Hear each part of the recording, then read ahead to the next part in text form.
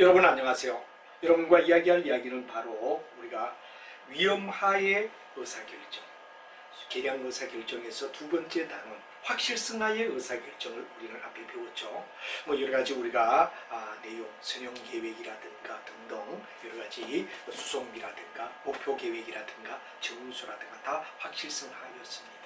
그럼 위험하다 그럴 때 위험하는 공격을 뭐를 갖다 얘기하죠? 단원을 바뀌면서 위험하의 상황하의 의사결정이다. 공격은 위험하라는 얘기는 뭐를 갖다 얘기하죠? 확률이 구분되는 겁니다. 위험하라는 가을의 가장 중요한 이야기는 확률이 구분된다. 그래서 우리가 확률을 갖다 얘기한다면 예를 들어 경기를 갖다 우리가 얘기하죠. 경기가 호경기다 30%입니다. 경기가 보통이다 그럴 때가 예를 들면 40%다 이거죠.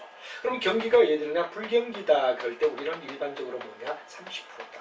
이 경우의 수를 갖다 이렇게 구분합니다. 경기가 현재 어떤 상태냐, 경기가 좋으냐, 보통이냐, 불경기냐, 경우의 수를 갖다 우리가 구분하며 만약에 내용을 갖다 다룬다. 마치 정관리를 갖다 여러분이 올 때 투자를 할 때 경기가 어떠냐에 따라 우리가 각각 구분되듯이 위험하의 상황하의 의사결정은 바로 이와 같이 이렇게 분리가 되며 확률이 구분된다 그런 이야기가 굉장히 중요한 이야기가 됩니다. 확률의 구분에 의하여 확률이 구분될 때 우리는 위험하 상황하의 의사결정이다 하는 말을 한다는 걸 여러분이 이해를 하시면 됩니다. 그래서 우리가 일반적으로 봤을 때 뭐가 들었냐 그러면 이런 의사결정을 갖다 나타내는 대표적인 예가 바로 우리가 잘 알고 있는 의사결정 수다 그런 얘기가 나옵니다. 여러 단계를 마치 어디에 드느냐 나무가지를 갖다가 뻗어나가듯이 의사결정의 수는 뭐가 되느냐 전제 조건은 확률이 구분된다 이렇게 우리가 되며 확률에 의하여 어디에 드느냐 A라는 어떤 확률에 의하여 이렇게 뻗어나가죠. 그 다음에 또 어디에 드느냐 B에 가서 우리가 어디에 드느냐 이렇게 분리되며 계속 가지를 갖다 뻗어나가는 형태를 취할 때 우리는 뭐라 그러죠? 바로 디시전 추리다 하는 말을 쓰고 디시전 추리는 굉장히 중요한 뭐가 되느냐 위험하의 의사결정의 대표적인 하나의 이야기다. 의사결정 수다. 디시전 추리다 이런 얘기가 되죠. 그래서 여러분이 거기에 보면 뭐가 되느냐 그럼 바로 테스트를 했을 때 할 확률 안 할 확률 성공할 확률 문제가 발생될 확률 그 다음에 이렇게 우리가 모형을 설치할 확률 설치하지 않을 확률 해가 문제에 대한 이야기를 갖다 우리 책에서 쭉 설명을 하는데 바로 주식회사 멘도자 하는 말이 나오죠. 신제품을 생산하는 과정을 갖다 도표로 그려놓고 테스트하느냐 하지 않느냐 하는 걸 갖다 가지수를 쭉쭉 뻗어가며 나가는 이야기. 그래서 우리가 이걸 갖다 디시전 추리다, 의사결정 수다 그래서 A의 경우에서 만약에 한다 하지 않는다, 오케이? 노 이런 이야기부터 시작해서 쭉 어디 되냐 가지를 뻗어나가며 나가는데 바로 멘도자의 뭐가 되냐 그럼 기계 선택의 문제를 갖다가 바로 예스와 노를 의사결정수를 갖다 그리며 나타낸다. 물론 직접 풀고 이런 거는 여러분들 계량 의사결정론을 갖다가 우리가 수치로 얘기하기는 좀 힘들지만 우리 경영 일반에서는 그 정도 이야기를 갖다 우리가 알아두고 가지의 수를 갖다 우리가 뻗어나가며 바로 일어나는 이야기. 이게 의사결정수는 위험하, 확률에 의하여 구분된다 그러는 위험하에서 이루어지는 내용이다 하는 이야기를 알고 거기에 나와 있는 좀 더 의사결정수를 갖다가 우리가 자세히 좀 이해를 하고 싶다 이럴 경우는 자세히 이해하고 싶다 이럴 경우는 바로 여러분들이 잘 알고 있는 뭐가 되느냐 자 우리가 일반적으로 봤을 때 뭐가 되죠? 이런 이야기를 갖다 그림으로 우리가 그리면서 가지의 가지를 뻗어나가기 때문에 디시전 추리라고 불러준다. 그리고 디시전 추리는 위험 상황하의 의사결정을 나타내며 확률에 의하여 구분되고 있다 하는 거가 바로 우리가 일반적으로 위험하라고 얘기하는데 첫 번째 예가 디시전 추리다. 바로 의사결정을 갖다가 끌어나갈 때 일어날 수 있는 경우를 얘기한다 하는 이야기가 첫 번째 이야기가 되겠습니다. 자 그래서 이제 여러 가지 우리가 판단 가치를 갖다 할 때 가지마다 한 단계 한 단계마다 우리가 따지며 나눔의 형태로 나가는 걸 의사결정수라고 부른다 하는 이야기가 되고 바로 그 내용 속에서 우리가 본다 그러면 바로 필요한 기계 장치를 갖다가 어떻게 구하느냐 하는 이야기 속에서 우리가 나누며 비용과 관계를 갖다 나누며 나간다 그러는 문제 개요를 한번 쭉 살피며 나가도 되겠다. 그래서 이제 그림이 나온 게 그림수를 갖다 우리는 의사결정수라고 불러준다 그런 이야기만 이해를 하며 위험하여 의사결정에서 가지를 뻗으며 나가는 걸 디시전 트리라고 한다라는 이야기 정도만 이해를 해도 충분히 여러분이 이해를 하리라 생각합니다. 자, 그 다음에 이제 두 번째 이야기가 위험하의 내용 속에서 우리가 따진다면 바로 시뮬레이션이다 하는 말을 이해하는 게 굉장히 중요한 이야기가 될 것 같습니다. 우리가 일반적으로 봤을 때 시뮬레이션이다 그런 말은 뭐가 되느냐 그러면 바로 하나의 뭐가 되죠? 모형화를 갖다 얘기한다. 모형화를 갖다 시뮬레이션이다 이렇게 얘기하죠. 예를 들어 여러분이 뭐가 되느냐 공항을 갖다 건설할 때 실제 공항을 갖다 다 되느냐 도형화하기는 어렵습니다. 그래서 우리가 일반적으로 봤을 때 시뮬레이션은 뭐가 되느냐 이 복잡한 구조를 갖다가 하나의 뭐가 되느냐 모형화한다는 얘기가 굉장히 중요한 얘기가 되겠습니다.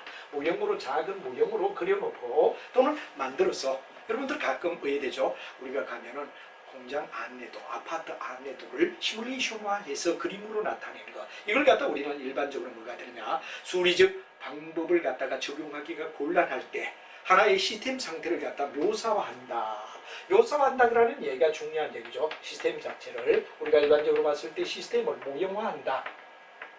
또는 모사화한다 이런 말을 갖다 쓰는데 작은 모형으로 갖다 만들어주는 걸 시뮬레이션이라고 불러주고 시뮬레이션도 하나의 작업 과정에 확률의 경우를 갖다 대비하기 때문에 일종의 뭐가 되느냐 그럼 시뮬레이션은 바로 통계 분석에서 묘사하는 걸 얘기한다. 그런 얘기를 갖다 우리가 쓸 수가 있습니다. 그래서 여기도 아날로그다, 디지털이다, 몬테칼 시뮬레이션이라는 얘기가 나오는데 보통 우리가 아날로그다 이럴 때는 바로 연속 과정. 연속 과정을 갖다 분석하는 게 뭐가 되죠? 아날로그다. 이렇게 우리가 얘기하죠. 실제 모형을 제외하고 바로 시스템을 연속적 과정을 갖다 우리가 일반적으로 봤을 때 이걸 갖다가 뭐라고 하냐? 아날로그라는 말을 갖다 쓰더라. 이런 얘기가 되죠. 그럼 디지털은 뭐가 되느냐? 그럼 컴퓨터는 말이 핵심 말이 되겠습니다. 컴퓨터 속에서 우리가 따져주는 걸 우리는 디지털이다. 그래서 컴퓨터를 갖다 시스템으로 어떻게 되느냐 그러면 영입해서 사용하는 걸 갖다 우리는 디지털 시뮬레이션이다. 그러죠. 몬테칼로 시뮬레이션은 난수란 말이 핵심이 되겠습니다. 바로 난수는 자기들만 아는 뭐가 되느냐 확률 표현을 위하여 난수를 도입한다 하는 말이 중요한 얘기가 된다. 이렇게 되겠죠. 그래서 연속적 과정을 갖다 수로 시스템이 연속적으로 연결되는 걸 갖다 우리가 얘기할 때 아날로그란 말을 갖다 쓰고 디지털은 컴퓨터에 의하여 우리가 정하는 거고 여기는 난수란 말이 핵심 단어다. 이 정도 여러분이 이해하시면 되고 우리가 일반적으로 왜 이게 필요하냐 하는 필요성을 우리는 얘기하는데 실제 상황에 대한 실험이 비실용적이거나 불가능할 경우 실용적이지 못하고 불가능할 때 뭐가 되느냐 그럼 바로 여러분들 시뮬레이션화한다. 이렇게 우리가 되죠. 그래서 실제 상황에 대한 실험이 비실용적이거나 불가능할 때 하는 말이 되고 그 다음에 수학적인 표현이 뭐가 되느냐 불가능하거나 또는 뭐가 되느냐 그러면 가능하더라도 해를 갖다 구하기가 왜 되느냐 곤란한 경우 예를 들어 뭐 우리가 봤을 때 공항의 모델을 갖다가 딱 그려가지고 시뮬레이션화 시켜준다 그러는 이야기 또는 아니면 뭐 우리가 잘 봤을 때 수송 과정을 갖다 시뮬레이션화한다. 또 병원의 실체를 갖다 우리가 시뮬레이션한다. 이럴 때 바로 실제를 갖다가 실험하는 게 비실용적이거나 불가능한 경우나 아니면 뭐가 되느냐 표현이 가능하더라도 뭐가 되느냐 해를 구하기가 불가능할 때 이때 보통 시뮬레이션 묘사화한다는 말을 갖다 쓰고 여러분이 가끔씩 뭐 안내도나 이런 데 가면 그림을 갖다가 모형화한 거 이게 시뮬레이션이다 하는 말을 여러분이 이해하시면 도움이 될 거다 하는 얘기가 되겠죠. 그래서 시뮬레이션의 이야기는 항공공항의 통제라든가 공항 설계라든가 비정상적인 어디든 비상 차량의 위치 결정이나 은행 출납계 계획이나 식료품에 대한 고용인의 일정이나 아니면 재고 통제나 자료 네트워크 설계, 수송 작전, 비상 대피소 설계, 병원 설계, 버스 노선의 설계, 항공사 운영에 대한 계획, 그리고 설비 유지 계획, 그 다음에 설비 배치 이런 것들 등등이 뭐가 되느냐 그러면 바로 우리가 봤을 때 하나의 뭐가 되냐 그러면 특정 분야에 한하지 않고 적용 분야가 점점 현재는 어떻죠? 확대되고 있다 그러는 이야기. 뭐 수송의 어떤 과정 또는 버스 노선 이런 이야기가 있고 공공상자의 배치, 정보 시스템의 설계, 도서관 설계 이런 것들을 다 모형화하는 걸 시뮬레이션이다 하는 말을 쓰고 시뮬레이션에 대한 이야기를 우리가 쭉 이해를 할 수 있죠. 그래서 시뮬레이션 하면서 좋은 점은 뭐가 되느냐 그러면 바로 장점과 단점이 있는데 만약이라는 이야기에 질문을 쉽게 답해 줄 수 있다 하는 얘기가 되고 단점은 최적기를 찾아내는 방법이 아니다 그러는 거. 또 시뮬레이션을 하는데 많은 비용을 요구한다.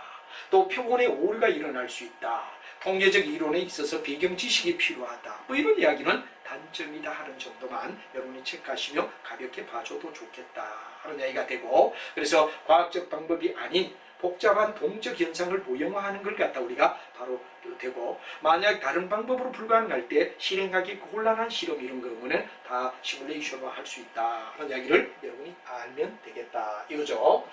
자, 그 다음에 이제 우리가 나오는 이야기가 바로 시뮬레이션. 아까 의사결정의 수, 바로 yes, no, yes, no, 가지 나무가지처럼 뻗어나가는 거 디시전 추리가 있고, 시뮬레이션 모형화하는 걸 갖다 시뮬레이션인데, 연속적 사건 아날로그라고 하고, 컴퓨터를 이용한 거 디지털, 난수를 이용한 게 몬테 시뮬레이션이다 그런 이야기인데, 바로 필요성은 비실용적이거나 불가능한 경우, 또 표현이 불가능하고 표현이 가능하다 해도 해를 구하기가 곤란할 때 보통 모형화해서 시뮬레이션화한다. 이것도 위험하의 의사결정의 하나다 하는 이야기를 여러분이 알면 되죠. 자, 그 다음에 마코브 과정의 모델이다 하는 이야기가 세 번째 시뮬레이션의 장단점까지 이야기를 했고, 마코브 과정이 도대체 어떤 이야기며 뭐 어떤 내용을 가지고 마코브 과정의 이야기냐 하는 사례를 하나 정도 이해를 하면 되지, 이건 뭐 미주알 고주알 여러분이 너무 깊이 들어가지 않아도 좋다 하는 이야기를 들으며 마코브 과정의 모형을 여러분하고 같이 한번 생각해 보자 이거죠. 바로 여기서 이제 현재 상태와 미래 상태를 갖다 우리가 예측하는 것, 바로 여러분 중요한 마코브 과정은 하나의, 여기에 우리가 뭐가 되냐, 자동차 회사를 갖다 얘기를 하죠. 자, H사가 있다. H사에서 자동차를 갖다가 지금 사용하는 분이 그대로 H사를 사용할 수도 있지만, 만약에 우리가 봤을 때 S사로 이동할 가능성도 있지 않느냐. 만약에 수요가 이렇게 가고 아니면 이쪽으로 갈 수도 있다. 서로가 왔다 갔다 하겠죠. 반면에 뭐가 되느냐, F사에 뭐가 되느냐, 그럼 자동차 회사에 뭐가 되느냐, 그럼 서로가 여기도 주고받는 게 있을 수 있다. 그 다음에 점유와 유지, 이탈을 갖다 나타내는 이야기가 있다라는, 소위 우리가 마코브 과정의 모형의 가장 대표적인 자동차에 뭐가 됩니까? 자동차 주식회사에 뭐가 되느냐, 그럼 바로 사를 그대로 다음에 어디 되느냐, 유지를 할 수도 있죠. 만약에 H사를 갖다가 사용하다가 H사에 그대로 사용할 확률도 있다. 그게 얼마냐? 60%다. 60%가 H사를 갖다 그대로 사용한다는 얘기가 되죠. 그러면 40%가 어디 되느냐? 이동할 거다 이거죠. 그럼 이동하는 건 어디 되느냐? 그럼 우리가 봤을 때 만약에 여기가 20% 간다. 그럼 이쪽에서 20%가 어디 되느냐? H사로 간다. 그럼 60, 20, 20을 더하면 100% 아니냐 하는 말이 되겠죠. S사의 자동차를 그대로 쓸 확률은 70%다. 이렇게 우리가 되죠. 70%니까 0.7이라는 얘기가 나오는데, 70%가 뭐가 되느냐? S사의 자동차를 그대로 다음에도 쓸 거다. 이번에 자동차 S를 썼던 사람들이 만족하고 다음에도 그대로 어디 되느냐? 그러면 나는 70% 쓴다. 그럼 여기서 어디 되느냐? 이동은 어디 되느냐? 예를 들어서 우리가 봤을 때 뭐가 되느냐? 그러면 10%만큼 이쪽으로 이동한다. 이렇게 되죠. 그럼 80%가 되고 여기 20%가 어디 되느냐? 이쪽으로 이동할 거다 하는 이야기로 우리가 나타내는 거. 20%가 어디 되느냐? 이쪽으로 갈 거다. 그럼 합하면 70%에다 10%와 20%를 더하니까 뭐가 되느냐? 바로 100%가 된다는 얘기가 되어서 S의 유지와 이탈을 갖다가 표로 나타내는 거. 바로 이게 뭐냐 그러면 바로 여러분 현재 상태를 그대로 유지할 확률, 이동할 확률을 갖다 우리가 각각 나타나자. 다음 대기 상태가 어떠냐 하는 문제를 우리가 얘기하는 거죠. 자, F사도 왜 되느냐 그러면 50%는 뭐가 되느냐, 자기 회사 제품을 그대로 쓰겠다 이런 얘기가 되죠. 그럼 나머지가 왜 되느냐, 우리가 봤을 때 20%는 이쪽으로 이동할 거고, 그 다음에 왜 되느냐, 30%만큼은 이쪽으로 이동한다. 그러면 우리가 봤을 때 50% 유지에다가 그 다음에 20%와 30%를 합한 100%가 돼서 F사에 뭐가 되냐, 바로 이런 과정을 갖다 마코브 과정의 모형이다 하는 이야기를 우리가 쓰고 있다라는 이야기를 알아서, 자, 바로 시장의 안전 상태가 어떻게 되느냐를 나타내며 바로 현재 상태와 다음기의 상태를 갖다 결합한 형태, 이게 바로 여러분 대표적인 뭐가 되느냐, 마코브 과정의 모델이다. 이것만 알면 되고, 위험하에 일어나는 이야기다 하는 이야기가 되며, 자동차 시장의 점유율을 하나 정도 외우면 마코브 과정의 모형을 이해하는 데 굉장히 도움이 될 거다 하는 이야기가 되고, 그래서 우리가 중요한 이야기는 바로 이런 행렬의 상태, 시장이 안정된 상태, 그 다음에 이동의 상태를 갖다 나타내는 이런 의미를 우리는 일반적으로 마코브 과정 모형에서 여러분이 바로 정류와 이탈의 관계가 어떻게 되죠? 하는 내용을 갖다 나타내는 게 마코브 과정의 모형이다 하는 이야기를 여러분이 알면 될 것 같습니다. 자, 그 다음에 이제 우리가 보면 대개행렬이라는 말이 나오죠. 세 번째 이제 우리가 얘기가 바로 위험하의 의사결정에 디시전 추리가 있고, 그 다음에 코브 과정의 모형이 있었고, 그 다음에 대개행렬에 대한 이야기를 갖다 우리가 한번 하는데, 이 대개행렬은 마치 생산관리의 품질관리와 어떻죠? 같다라고 여러분에게 대개행렬과 생산관리의 품질관리와 어떠냐 같다 이런 얘기가 되겠습니다. 고객의 서비스에 의해되는 시설 이 두 가지를 갖다 우리가 생각하자 이거죠. 자, 여러분들 항공회사에서 소비자들이 만약에 출항을 위하여 기다리고 있을 때를 갖다 우리는 바로 얘기하는데, 여기에 비용을 갖다 우리가 얘기하자. 대기 비용. 비용을 코스트를 Y축에 두자 이거죠. 반면에 X축에서는 서비스 수준을 갖다 우리가 놓자 이겁니다. 서비스 수준을 우리가 놓아라. 서비스 수준을 놓아라 이런 얘기가 되지. 그래서 비용과 서비스 수준을 갖다 우리가 놓으면 바로 어떻습니까? 대기 비용은 소비자 입장을 얘기하는 거죠. 대기 비용은 뭐가 됩니까? 바로 소비자 입장을 갖다 생각하라. 소비자는 어떻죠? 그렇죠. 바로 서비스 수준이 낮을 때는 많은 비용이 들지만 서비스가 좋아지면 좋아지는 만큼 뭐가 되냐? 대기하는 데 비용하는 소비자는 서비스 수준이 높아짐으로 해서 공항에서 서비스 시설을 잘해주면 뭐 커피 한 잔 마시고 대기해도 된다 이런 얘기가 되겠죠. 비용이 줄어든다는 이야기를 나타내지. 반면에 우리가 서비스의 비용은 공항 비용을 갖다 얘기합니다. 서비스를 갖다 우리가 제공하는 공항 입장으로는 어떠냐? 이건 바로 우리가 봤을 때 회사 입장, 공항회사를 갖다 우리가 예를 들자. 공항사를 예를 들자. 그럼 아무래도 비용을 대기 서비스 수준을 높여주면 비용이 어떻게 되죠? 등달아 올라갈 거다. 이거죠. 그럼 이 두 가지를 갖다 결합한 형태. 결합한 형태를 갖다 우리는 뭐냐? 총비용이 쓰이다. 총비용이다. 이렇게 우리가 말하죠. 총비용은 어떻죠? 우리가 봤을 때 이렇게 최저점을 갖다 이해할 때 요점이 뭐가 되냐? 최적의 적정 수준이다. 적정 수준에 뭐가 되냐? 그럼 바로 비용이다. 그래서 두 개의 비용을 갖다가 교차점, 최저점이 되는 점을 갖다 우리가 찾아줄 때 총비용과 서비스 비용의 최저점. 바로 대기하는 소비자 입장으로 볼 때는 대기 비용이 들어가고 서비스를 제공하는 공항사로 볼 때는 바로 서비스. 두 가지 비용과 뭐가 되냐? 서비스는 상충적 관계가 되는데 이때는 최저점을 취하는 것이 비용을 갖다 총비용을 낮추는 방법이다 하는 이야기가 대기행렬의 아주 중요한 이야기가 되고, 제품에 있어서 품질과 그 다음 뭐가 됩니까? 서비스 수준을 갖다 얘기할 때도 이러한 그림을 갖다 우리가 그리게 되는데, 이런 걸 갖다가 우리가 일종의 뭐라 그러냐? 대기행렬이라고 우리가 말하더라 하는 이야기로 대기행렬을 여러분이 이해를 하시면 충분히 이해가 되고, 뭐 그걸 모형화하고 대상을 찾고 이런 것들은 여러분들이 좀 더 전문적인 입장에서 보면 되고, 우리 시험에는 대기행렬이라는 말의 뜻이 뭐냐 하는 이야기를 여러분이 이해를 하시면 충분히 될 거다 하는 이야기로 압축할 수가 있을 겁니다. 자, 그 다음에 이제 다섯 번째, 펄트와 CPM이라는 말이 나오죠. 펄트와 CPM의 이야기는 어떻게 우리가 나왔으며 펄트와 CPM의 내용이 어떤가 하는 이야기를 한 번쯤 우리가 잡아보자 이거죠. 자, 여러분하고 펄트와 CPM은 자주 경영학에서 시험에 나오는 이야기가 되는데, 이 펄트와 CPM은 뭐냐 하는 이야기를 우리가 가만히 보면, 펄트는 바로 사건을 갖다가 뭐가 되냐 이런 확률로 표시했다. 사건을 확률로 표시한 걸 갖다 우리는 뭐라고 하냐면 바로 여러분이 잘 알고 있는 하나의 펄트라고 얘기를 하죠. 그래서 예를 들어 공항을 갖다 우리가 만든다.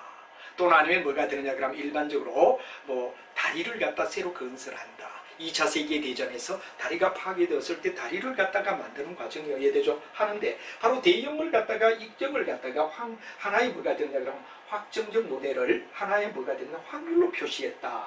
확률로 표시한다. 자, 이게 뭐냐 그러면 펄트라는 말을 쓰고, CPM은 바로 여러분 잘 알지만 뭐가 되느냐 바로 확정적인 경우를 갖다 얘기하는데 가장 소요 시간이 긴 거. 그래서 긴 내용만 알아야 되느냐, 긴 사건만 가장 소요 시간이 긴 것. 그래서 아무리 오래 걸려도 이상은 걸리지 않는다.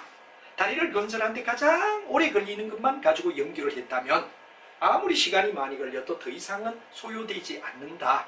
한글로 결정을 내릴 때 CPM이다 하는 확정적 시간을 갖다가 나타내는데 가장 긴 시간, 가장 긴 시간의 연기를 갖다 우리가 나타내는 게 바로 CPM이다. 이렇게 돼서 벌트는 일종의 뭐가 되죠? 그렇죠. 확률적 소요 시간을 확률적으로 표시하는 걸 얘기하고 CPM은 바로 활동의 소요 시간이 확정적인 경우인데 가장 긴 시간을 갖다 결정지어 주는 게 바로 우리가 봤을 때 CPM이다. 한 말을 쓰고 벌트와 CPM을 하나 사용하는 데는 뭐 별장이나 그다음 빌딩이나 경기장이나 이런 걸 공사할 때 또 고립의 고급의 의료기기를 병원에 이전할 때 월드컵을 유치할 때 이때 보통 벌트 CPM을 많이 쓴다 하는 이야기를 여러분이 알아두면 되고 그 속에 뭐 노드라든가 상호간의 문제라든가 환적이라든가 링크는 경로를 얘기한다. 노드는 바로 하나의 운송수단을 얘기한다 하는 이야기 다시 한번 얘기하면 노드의 결정은 상호간에 뭐가 되느냐 그러면 중개를 하고 운송화물을 환역하는 작업 링크는 경로를 얘기한다 하고 모든 운송의 수단을 얘기하는데 자동차나 승박을 얘기한다. 이런 용어만 나오는 걸 갖다 조금 이해를 하시면 충분히 여러분이 어디되느냐 의사결정의 문제를 풀어나가고 보통 우리는 순서가 가장 긴 것을 잡는다 하는 게 네트워크의 어디되느냐 바로 CPM을 얘기하는 거다 하는 이야기를 여러분이 이해를 하시면 충분히 이해가 되리라 생각합니다. 자, 이렇게 해서 우리가 일단 뭐가 되느냐 그럼 바로 위험하의 의사결정에 대한 이야기를 마무리를 짓고 이제 우리가 불확실성 상황하의 의사결정이 어떤가 하는 걸 살펴보도록 하겠습니다.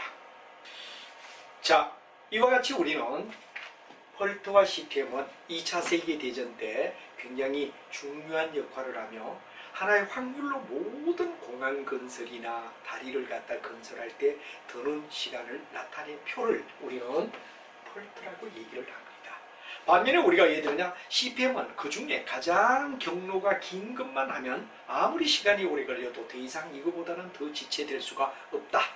그리 가능하다 하는 범주를 얘기했던 게 CPM이다 하는 이야기가 되고 뭐 여러가지 AOA다 네트워크 활동 노드다 뭐 이런 이야기가 있는데 이런 이야기는 여러분이 너무 지나치게 깊이 들어가지 않아도 이 경영학 일반 시험을 보는 데는 별로 문제가 되지 않는다. 예를 들어 뭐 노드다 그럴 때는 바로 결정점을 얘기합니다. 링크는 경로를 얘기합니다. 그리고 우리가 봤을 때 모드는 바로 운송의 수단을 얘기한다. 이 정도만 용어의 오해가 없기를 바라며 정리를 해주면 별로 어렵지 않게 정리가 될 거다 하는 이야기를 드리고 이제 우리가 어느 정도 경영학에 나올 수 있는 이야기 속에서 불확실성하의 이야기를 우리가 한번 생각해보자 이겁니다. 비교적 우리가 불확실성이다. 그럴 때 불확실성은 의사결정자의 가치관입니다. 의사결정을 하는 가치관이 어떠냐 한마디로 말하면 여기서 굉장히 중요한 이야기는 보통 우리가 재무관리나 경영학에서 말할 때는 확실성하에 위험하에 그리고 상충하 세 가지를 통상 다루는데 의사결정에서만은 바로 불확실성하라는 얘기가 더 들어가죠. 이 불확실성하는 의사결정자의 바로 가치관이다. 의사결정자가 어떤 가치관을 가지고 있죠? 하는 이야기가 굉장히 중요한 불확실성의 의사결정을 결정짓는 하나의 변수로 볼 수 있다 하는 이야기가 중요한 이야기가 될 것 같습니다. 그래서 이제 우리가 봤을 때 어떤 바로 상황을 갖다가 어떻게 판단하느냐 한마디로 말하면 의사결정자가 어떤 판단을 하죠? 하는 이야기에 대하여 우리는 일반적으로 많이 이야기를 하는데 첫 번째 여러분 잘 아는 뭐냐 맥시민이다 하는 말이 나오죠. 그러니까 뭐냐 그러면 최소 속에 최대를 찾는다. 최소를 갖다 우리가 찾기 때문에 이거는 비관주의라는 말을 갖다 씁니다. 여러분이 최소한 비관주의다. 보통 의사결정자가 미니 뒤쪽부터 우리가 찾죠. 미니 속에 맥시를 찾는다. 비관주의자라고 얘기를 하죠. 반면에 여기 맥시다 그럴 때는 최대 속에 최대. 이건 낙관주의를 갖다 얘기하는 이야기. 낙관주의가 가지는 가치관이다. 그러니까 바로 맥시라는 말을 쓰죠. 그리고 후르비치라는 이야기는 누구를 갖다 얘기하느냐. 여기는 바로 후르비치는 낙관과 비관을 갖다가 같이 결합한 낙관과 비관을 같이 결합한 형태를 갖다 우리는 일반적으로 후르비치라는 학자 이야기를 얘기하더라. 그 다음 미니맥시가 나오죠. 미니맥시는 바로 뭐가 되느냐 그럼 바로 최대 기회 손실을 갖다가 생각하니까 최소화시키겠다. 그래서 우리가 맥시가 뒤에 있고 최대 속의 최소를 얘기하니까 유감기준이다. 이렇게 된데 바로 유감기준은 굉장히 중요한 이야기가 뭐가 되느냐 그럼 최대 기회 손실을 갖다 최소화하겠다. 기회에 일어나는 손실을 갖다가 뭐가 되느냐 그러면 바로 최소화하겠다 하는 이야기, 이게 바로 핵심 이야기가 되겠죠. 유감이다, 말 그대로 유감을 얘기하고, 라플레이스는 뭐가 되느냐 그러면 확률을 갖다가 다 동일 기준으로 잡는다. 동일 기준으로 우리가 확률을 갖다 똑같이 잡을 때, 동일 기준으로 잡을 때 라플레이스라는 말을 갖다 쓴다. 이 정도만 여러분이 이해를 해도 바로 충분히 우리가 봤을 때 일종의 불확실성하의 의사결정에서 맥시미니, 바로 이건 뭐가 되느냐 비관주의, 맥시맥시는 낙관주의, 우리 비처는 낙관 플러스 뭐가 되느냐 비관, 낙관을 60%, 비관을 40%, 낙관을 60%, 그 다음 비관을 갖다 어디에 되느냐 40%로 본다. 이렇게 우리가 낙관과 비관을 결합한 형태, 이런 걸 갖다 우리는 프리비치라는 말을 갖다 쓰고, 그 다음 미니맥시는 뭐가 되느냐 최대 기회 손실을 최소화한다 하는 말이 되고, 최대 기회 손실 중에 최소로 보는 걸 갖다 우리가 바로 미니맥시라고 불러준다 하는 이야기가 되고, 라플레이스는 동일한 기준에 의하여 모든 걸 풀어나간다 하는 이야기의 핵심 이야기를 알면 불확실성하의 이야기도 별로 어렵지 않게 여러분이 처리할 수가 있지 않느냐 하는 이야기로 우리가 정리를 할 수가 있다는 얘기로 설명을 할 수가 있을 것 같습니다. 자, 그 다음에 이제 우리가 일반적으로 봤을 때 상충하라는 말이 나오죠. 상충하는 상호 충돌이다 하는 말을 갖다 우리가 상충하라고 얘기를 합니다. 상호 충돌, 의사결정에 상호 충돌이 일어날 때를 우리는 네 번째 상충하라고 얘기합니다. 마치 우리가 재무관리에서 옵션이나 선물이나 스왑 같은 이야기를 갖다 우리가 얘기할 때 상충하라는 이야기를 우리가 자주 쓰게 되는데, 상충하라는 얘기는 바로 이인의 영합게임에서 우리가 일반적으로 상충하다 이런데, 영합이라는 말은 카르텔을 형성하는 겁니다. 그래서 우리가 상충하라는 말은 상호 충돌을 얘기하며 네가 이기나 내가 이기나 하는 이야기에 의하여 상충하의 의사결정을 갖다 내린다 하는 얘기가 되고, 그 다음에 이인 영합은 카르텔을 형성하느냐 하지 않느냐 이거죠. 그래서 만약에 카르텔을 갖다 형성할 때 우리는 순수 전략이라고 우리가 말한다. 이인 영합에서 영합은 바로 카르텔 형성을 갖다 얘기하죠. 카르텔 형성한다. 카르텔은 여러분 잘 알지만 서로가 어떤 뭐 가격이나 이런 데 협상을 맺는 걸 갖다 우리는 카르텔이다 이렇게 우리가 말하죠. 그래서 카르텔을 형성하면 순수 전략이라고 우리가 말하고, 카르텔을 갖다가 만약에 하지 않는다면 일종의 뭐가 되느냐 그럼 비영합이다. 그리고 중간에 균형 전략과 균형 전략을 섞지 않는 거 두 가지를 섞으면 바로 여러분 혼합이다 이렇게 되죠. 그래서 맨 먼저 순수는 바로 두 기업 간의 카르텔을 형성하는 걸 갖다 순수라고 얘기하면, 혼합은 뭐가 되느냐 바로 우리가 봤을 때 비영합은 카르텔을 형성하지 않는다. 그래서 맨 먼저 영합이냐 비영합이냐 여기서 우리가 비영합은 바로 뭐가 되냐, 영합은 하지 않는다니까 카르텔을 형성하지 않는 걸 얘기한다 하는 말을 되죠. 카르텔을 형성하지 않고 이 카르텔을 형성하는 걸 영합이고, 비영합은 뭐가 되냐 카르텔을 형성하지 않는 걸 갖다 우리는 비영합이라고 불러준다 하는 말이 되고, 또 카르텔을 형성하는 속에서 우리가 조심해야 할 것은, 카르텔 속에는 바로 여러분 잘 알지만 균형점과 순수 전략 속에 균형점과 균형점이 없는 경우를 얘기하는데, 만약 예를 들어 균형 전략이 있다 이러면은 균형점이 있는 걸 얘기하고, 균형점이 없다 그럴 때는 균형 전략이 없다는 얘기가 되겠죠. 그래서 순수 전략 속에서 우리가 볼 때 순수 전략이다. 이 순수 전략은 바로 카르텔을 형성하는 걸 얘기한다 이렇게 되고, 균형점이 있다 그럴 때 균형점이 있는 건 바로 균형 전략을 갖다 얘기하는 거죠. 균형 전략이 있다 하는 경우와 균형 전략이 어디에 되느냐 하면 없다라는 얘기, 이 두 가지가 균형 전략이 있다와 없다를 우리가 구분하는 게 바로 균형점이 있는 경우 없는 경우라고 얘기한다. 그래서 순수 속에는 균형점이 있는 거, 균형점이 없는 걸 가지고 얘기하는데, 카르텔 형성이 될 때를 우리는 얘기하고 두 가지로 나눈다 하는 이야기를 여러분이 이해를 하시면 될 것 같습니다. 그 다음에 우리가 봤을 때 또 하나 이야기는 뭐가 되느냐 그럼 바로 혼합 전략이라는 말이 나오죠. 혼합 전략은 바로 아까 얘기했던 이 두 가지를 결합한 걸 갖다 혼합 전략이다. 혼합 전략은 바로 순수 전략과 달리, 혼합은 뭐가 되냐 균형점이 있는 전략과 균형점이 없는 전략을 갖다가 묶어라. 균형점이 없는 전략을 묶어라. 이 두 가지를 묶었을 때를 우리는 뭐라 그러죠? 바로 혼합이라고 얘기하더라. 이제 균형 전략이 있는 경우 없는 경우 두 가지가 분리되면 순수라고 얘기하고, 혼합은 바로 이 두 가지가 뭐가 되냐 묶어져 있을 때, 전략이 있는 경우와 없는 경우를 다 묶었을 때를 우리는 혼합이라고 얘기를 한다.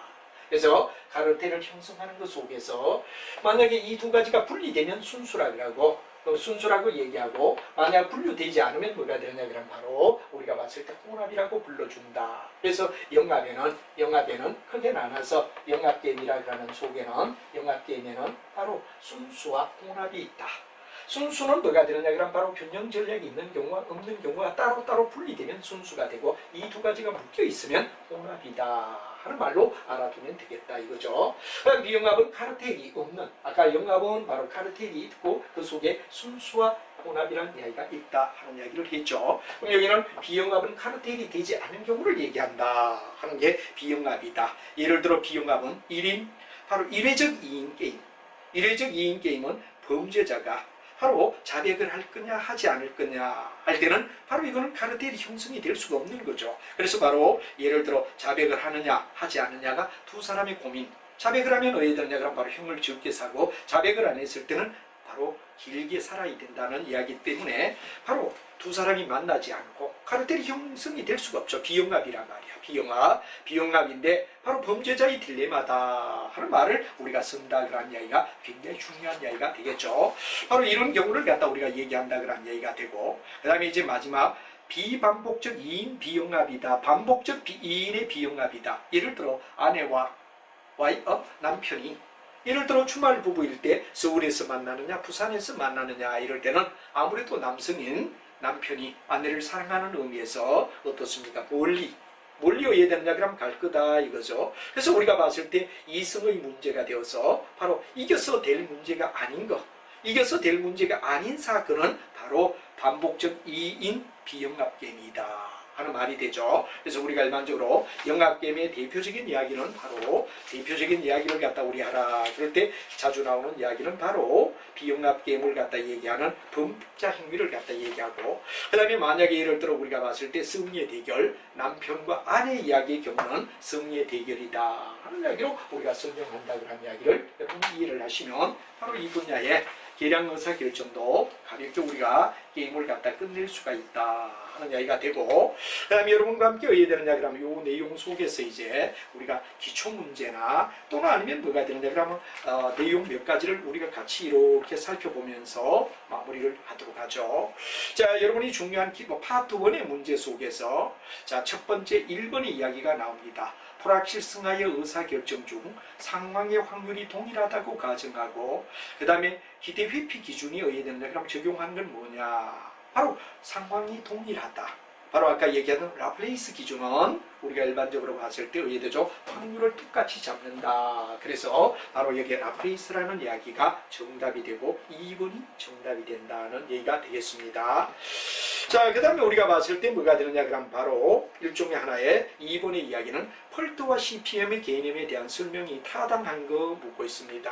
그래서 펄트와 CPM은 단계 활동을 구성하며, 펄트는 바로 확률로 표시하는 거고 CPM은 그 중에 가장 긴 쪽이기 때문에 단계적인 활동을 구성한다 그러는 이야기에서 바로 1번이 정답이다 하는 이야기를 우리가 설명할 수가 있을 겁니다. 그 다음에 이제 다수의 상충된 목표가 존재하며 목표 간에는 플러스와 마이너스 편차를 가지고 있고 제약 조건에서 최소화하려는 이야기가 뭐냐, 바로 이름은 목표 접근법, 목표 계획법이다 하는 이야기를 우리가 얘기했던 거 기억하면 될 것 같습니다. 그 다음에 이제 우리가 봤을 때 4번에 가면 다음 중 위험 상황하의 의사결정이 아닌 것 묻습니다. 바로 여러분 잘 알지만 뭐가 되느냐, 의사결정수, 디시전 추리를 얘기하죠. 그 다음 마코브 과정의 모형은 여러분들 잘 알지만 뭐가 됩니까? 바로 일종의 마코브 과정의 모델은 바로 계속해서 물건을 소비할 거냐 이탈할 것이냐를 나타내는 마코브 과정의 모형을 얘기했고, 대기행렬은 비용과 서비스의 관계를 갖다 얘기하는 이야기가 돼서 대기행렬이라고 우리가 불러줬던 거 역시 위험화가 맞죠. 그 다음에 시뮬레이션 역시 위험화를 나타내는 이야기다. 그래서 그래서 시뮬레이션 묘사화하는 걸 얘기한다 그랬는데 여기에 정답이 하는 것은 선형계획법이라는 이야기. 이건 확실성하의 의사결정을 선형계획법으로 본다 하는 이야기를 우리가 했던 거 기억하면 됩니다. 5번에 보면 경영자가 의사결정 시 후회를 가장 적게 하는 대안을 의사결정을 취하는 걸 뭐라 그러죠? 바로 중요한 이야기는 그래도 결정자가 의사결정 시에 후회를 가장 적게 하는 대안은 유감기준이다 하는 3번이 정답이다 하는 이야기로 답을 갖다 달아주면 될 것 같습니다. 자, 그 이외에도 우리가 쭉 넘어가서 이제 여러 단계를 넘어가면 뭐가 되느냐 그러면 바로 9번 문제를 한번 풀어보죠. 대규모의 건설 공장이나 또는 뭐가 되느냐 그러면 바로 연구나 개발할 때 비반복적 한 번만 하는 프로젝트에서 효율적인 건 뭐냐 그런데 바로 여러분 잘 알지만 확률을 효율적으로 표시한 콜트라는 이야기 3번의 이야기가 정답이다 하는 말로 여러분이 나타나면 되죠. 다음 10번에 LP 바로 여러분 리니어 프로그램의 확정으로서 다수의 상충되는 목적이 여러 개가 있을 때 최적화하는 기법은 뭐냐? 목표계획법이죠. 편차가 가장 작은 거 해서 목표계획법을 우리가 잡아주면 된다 하는 이야기를 우리가 알면 될 것 같습니다. 다음 11번의 문제를 갖다 우리가 보면 11번 문제는 다음 대안에 대한 확률을 알고 상황의 최대안을 결정하는데 가장 바람직한 건 뭐냐 하는 이야기인데 바로 마코브 과정의 분석을 갖다 나타내는 이야기다 하는 이야기로 정답이 1번이 된다는 얘기로 답을 달아주면 될 것 같습니다. 자, 그 다음에 이제 우리가 뒤쪽으로 넘어가서 쭉 우리가 문제를 본다면은 15번 이야기로 보죠. 의사결정 기준에서 대안에 대하여 아주 유리한 상황에 얻어지는 최대 이득을 뭐라 그러죠? 그렇죠? 맥시맥시. 바로 낙관 중에 낙관을 나타내는 최대 이익을 나타내는 이야기 바로 맥시맥스가 바로 정답이다 라는 이야기를 여러분이 답을 달아주면 될 것 같습니다. 자, 성큼 뛰어넘어서 20번 가서 다음 중 확실성 확률이 어디에 되느냐 그러면 상황의 확률을 갖다가 알 수 없을 때 의사결정 기법은 뭐냐 근데 바로 여러분들 중요한 이야기 여러 가지 확률을 갖다가 우리가 얘기했는데 라플레이스는 뭐가 되죠? 확률을 갖다 모를 때 이야기다 그러는 5번이 정답이다 하는 이야기로 답을 갖다 달아주면 되겠죠. 그 다음에 22번에 가서 다음 중 확실성하의 의사결정으로 볼 수 없는 것 하고 물었습니다. 자, 여러분 확실성하다 그럴 때는 확실성은 우리가 봤을 때 뭐가 됩니까? 일종의 확률이 100%인 걸 갖다 얘기한다 그랬는데 여기에 시뮬레이션은 우리가 동적 계획이라는 말이 나오죠. 동적 계획은 한 단계 지나고 다음 단계, 한 단계 지나고 다음 단계가 되기 때문에 동적 계획을 우리가 뭐가 되느냐, 우리가 얘기할 수 있다. 그런데 그보다도 동적 계획은 우리가 봤을 때 그래도 바로 확실성이 맞다면 시뮬레이션이 되겠네요. 시뮬레이션에 대한 이야기가 확실성화로 볼 수가 없다 하는 이야기로 바로 2번을 갖다가 우리가 답을 달아주면 되는 거다 하는 이야기로 의사결정에 있어서 확실성화의 의사결정 우리가 앞쪽에서 우리가 배웠지만 항상 단계별로 우리가 구분하는 내용이 굉장히 중요합니다. 그래서 앞쪽에 얘기하던 확실성화가 아닌 게 뭐냐 그랬는데 우리가 위험하의 의사결정도 배웠고 또 영역별로 여러 가지 수송법도 배웠고 이랬지만 가만히 우리가 본다 그러면 뭐가 됩니까? 예를 들어 동적 계획도 우리가 봤을 때 간 곳에 서니까 확실성하라고 얘기하죠. 그러나 시뮬레이션은 우리가 봤을 때 확실성하의 의사결정이기 때문에 거기에 약간 다시 한번 2번을 갖다 정답으로 우리가 달아줘야 되겠다 하는 수정을 갖다가 시뮬레이션 묘사하는 걸 얘기한다. 이렇게 되죠. 자, 이렇게 우리가 풀고 그 다음에 이제 여러분들 실전 문제로 넘어와서 가볍게 우리가 몇 가지를 달아보도록 하죠. 자, 맨 먼저 뭐냐 그러면 대규모의 건설이나 연구나 개발사 그럼 여러분 잘 알지만 콜트다 하는 이야기 확실히 알고 있죠. 그럼 이런 이야기를 갖다 여러분이 알아두셔야 되겠고 그 다음에 쭉 가서 우리가 봤을 때 또 6번을 보죠. 다음 중 의사결정 과정에 속하지 않는 게 뭐냐 말하는데 바로 우리가 최적계를 실행하고 모형을 설정하고 문제를 인식하고 목적의 타당성 검증까지가 되는데 목표 달성 검토는 우리가 계량 의사결정에 속하지 않는 거다 하는 5번이 되겠습니다. 그 다음에 이제 우리가 쭉 본다면 바로 7번 계량 경영학의 주요 내용이 옳지 않는 건 뭐냐 제공 모형 대기 이론, 시뮬레이션, 선형계획법 좋지만 과학적 관리법은 경영에 바로 테일러와 포드가 말한 과학적 관리법, 표류 경영에서 자 뭔가 하루 동안 해야 할 일 기준을 잡아준다. 그래서 과학이라 그랬는데 바로 테일러와 포드를 갖다 우리는 얘기한다 하는 이야기 옛날에 했던 거 기억하며 과학적 관리법을 답으로 달아주면 되겠죠. 정령 계력과는 관계가 없다 하는 이야기를 우리가 쭉 했습니다. 그래서 여러분이 답을 쭉 우리가 한번 달아보고 마지막에 심화학습 속에 가서 심화학습 속에서 우리가 문제를 한번 달아보도록 하겠죠. 심화학습 속에서 확실성하의 의사결정, 위험하의 의사결정, 불확실성하의 의사결정, 상충하의 의사결정이다. 그런데 위에 경영학 계략의 주요 기법이 옳지 않는 거 그랬는데 5번의 과학적 관리법은 여기와 관계가 없죠. 그래서 우리가 5번이 정답이다 하는 이야기를 얘기하고 다른 거는 바로 계량 의사결정의 단계를 나타내준 내용이다 하는 말이 되고 우리가 충분히 무슨 말인가를 이해를 할 수가 있을 것 같습니다.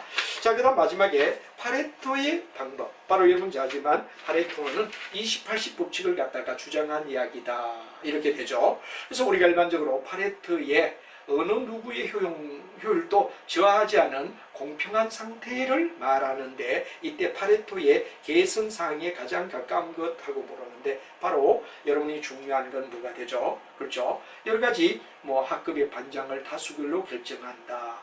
경기가 좋지 않을 때 임금을 동결을 선언했다.